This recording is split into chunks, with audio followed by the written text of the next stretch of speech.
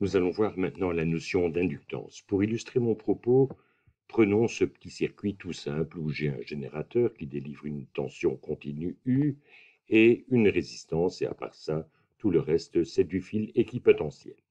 Comme ce fil, je prends celui-ci en exemple, comme ce fil est parcouru par un courant, cela veut dire en fait qu'il va être entouré, il va créer autour de lui un champ magnétique. Et les lignes de champ magnétique, excusez-moi, je vais changer de couleur, les lignes du champ magnétique vont être comme ceci.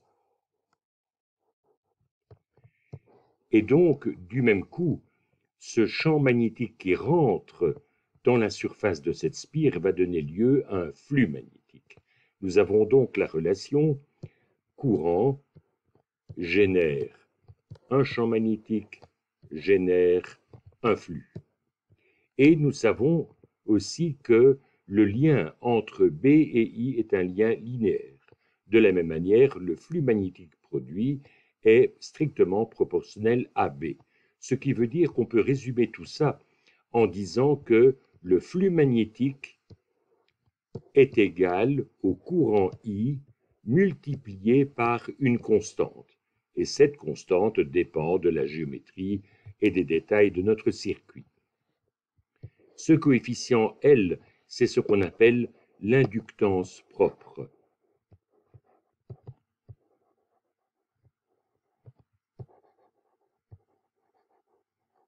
Ça porte encore deux autres noms, l'auto-induction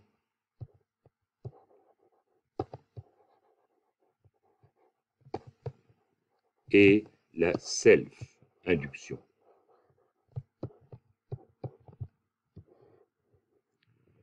Regardons tout de suite quelles sont les dimensions de cette inductance propre.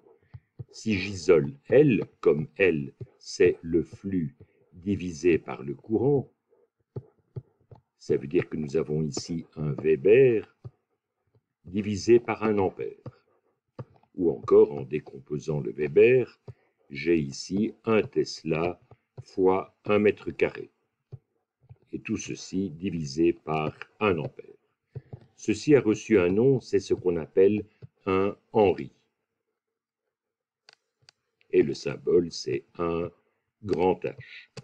Ceci en hommage au physicien américain Joseph Henry,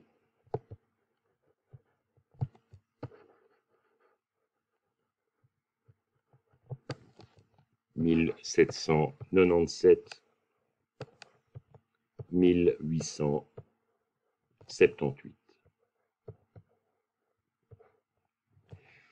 Dans un circuit aussi simple que celui que j'ai dessiné, en fait, cette notion d'inductance n'a pas beaucoup d'importance.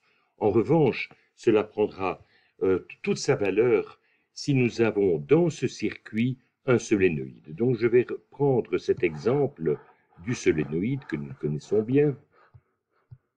Je prends les mêmes paramètres que d'habitude, c'est-à-dire que la section du solénoïde est égale à S, sa longueur est égale à petit l, et ce solénoïde comporte n spires.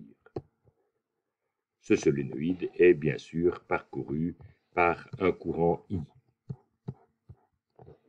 Donc nous savons en fait que le champ magnétique est donné par mu0 multiplié par grand N divisé par petit l et multiplié par le courant. Donc, le flux magnétique à travers une spire, c'est simplement le produit de B par S. Et si je prends maintenant le flux total à travers l'ensemble du solénoïde, j'aurai donc N, B, S, et en injectant la valeur de B, j'obtiens mu0 multiplié par N carré divisé par petit l multiplié par S et multiplié par I. Et donc nous avons tout de suite le lien entre le flux total et I. Par définition, c'est l'inductance. L'inductance, la voici. Donc ceci, c'est l'inductance du solénoïde. Alors, quelles seront les conséquences de ceci dans la suite? Eh bien, prenons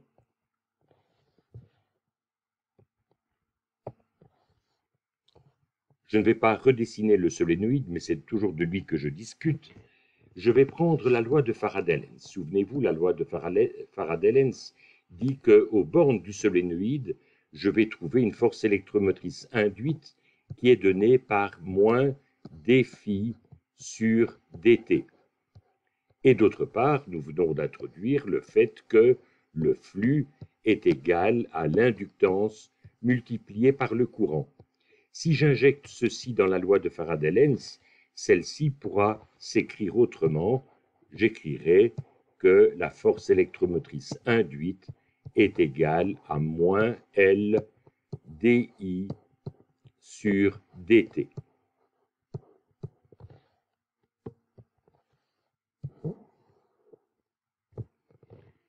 Comment faut-il lire ceci? Eh bien, je vais d'abord écrire et après ça, je vais expliquer le contenu. Ceci, c'est la variation de potentiel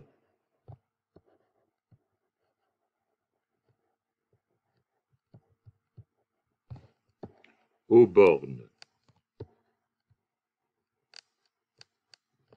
du solénoïde.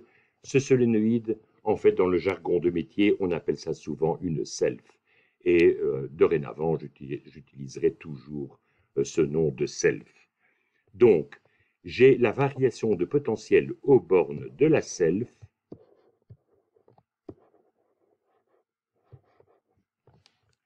en suivant le sens du courant.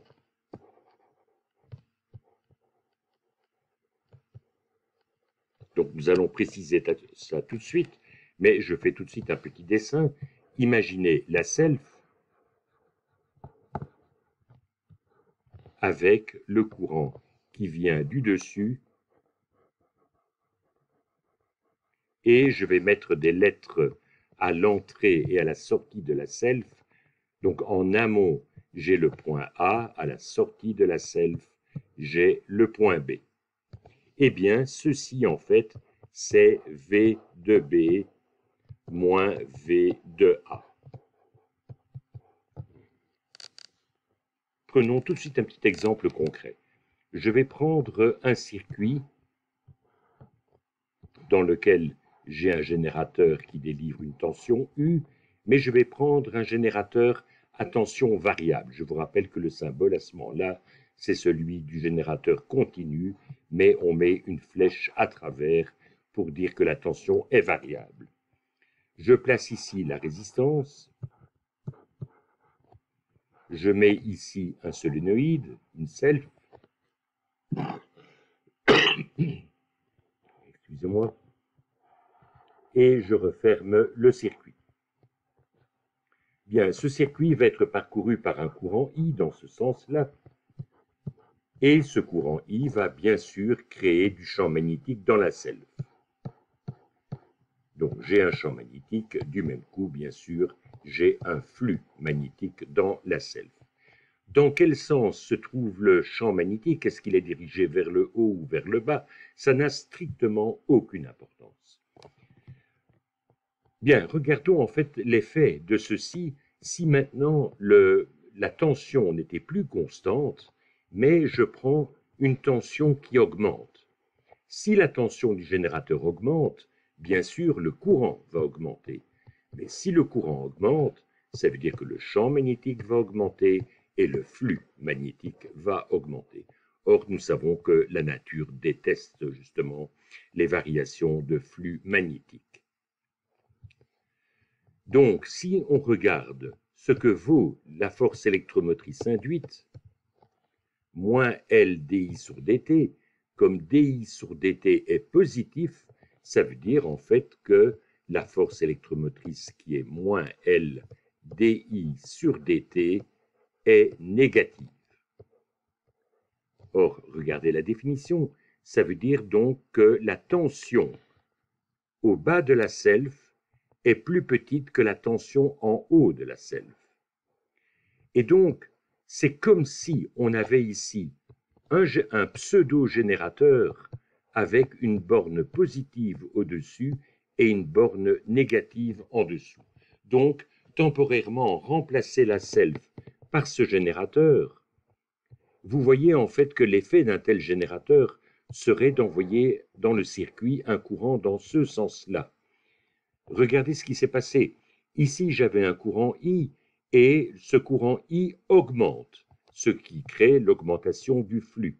Eh bien, la selve se comporte comme un pseudo-générateur qui enverrait un courant dans l'autre sens et donc qui tenterait à empêcher l'augmentation du courant principal. De la même manière, si je fais l'opération inverse, donc imaginons avec toujours le même sens pour la polarité du générateur, mais cette fois-ci, la tension diminue, de nouveau, le courant va diminuer, le champ magnétique va diminuer et le flux va diminuer. Donc, que dit la force électromotrice induite? Celle-ci va devenir positive. Donc, ça veut dire de nouveau que la self se comporte comme un pseudo-générateur, mais qui aurait cette fois-ci la borne positive en bas et la borne négative en haut. Quel serait l'effet d'un tel générateur qui remplacerait la self? C'est d'envoyer dans le circuit un courant dans ce sens-là. Donc vous voyez ce qui se passe. Le courant circule dans ce sens, mais il est en train de diminuer, ce qui tend à diminuer bien sûr le flux magnétique.